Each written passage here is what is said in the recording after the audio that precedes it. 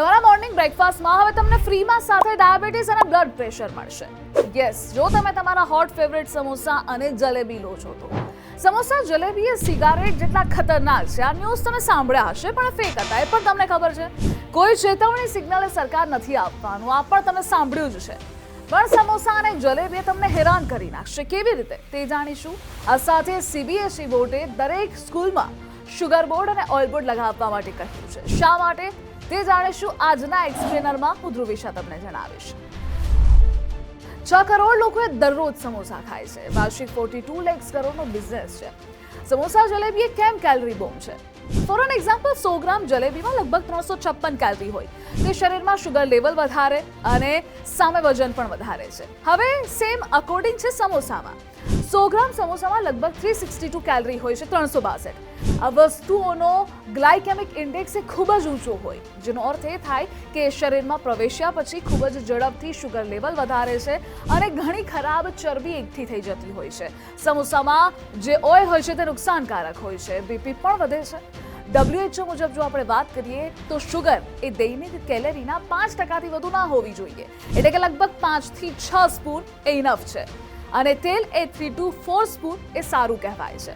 હવે સૌથી મોટો ખતરો એ છે કે જો જલેબી અને સમોસા જેવા નાસ્તા દરરોજ ખાવામાં આવે અર્લી મોર્નિંગમાં, જે લોકોને મેદસ્વીતાનો પ્રોબ્લેમ છે તો ડાયાબિટીસ, સ્થૂળતા, ઉચ્ચ કોલેસ્ટ્રોલ અને હૃદયરોગ જેવા ગંભીર રોગોને આમંત્રણ પણ આપી શકે છે. તે માટે લોકોને એલર્ટ કરવામાં આવ્યા છે. હવે એ જાણીએ કે સમોસા, જલેબી, કચોરી જેવા તમામ ભારતીય દેશી નાસ્તા એટલા હાનિકારક શા માટે છે.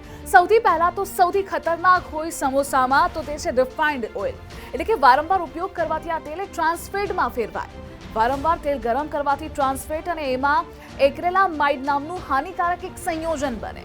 આ લીવર, કિડની અને હાર્ટ પર ખરાબ અસર કરી શકે છે. આવા તેલમાંથી બનેલા ખોરાકમાં વધુ ઓક્સિડેટિવ તણાવ હોય જે શરીરના કોષોને ઝડપથી નુકસાન પહોંચાડે. આ બળતરા અને કેન્સર જેવા ખતરનાક રોગોનું કારણ બની શકે છે. અને એટલા માટે જે સમોસા હોય છે, આ સાથે ફાફડા હોય છે, કચોરી હોય છે, વારંવાર તેને ફ્રાય કરાય છે અને હાનિકારક છે તે. સેકન્ડ છે શુગર.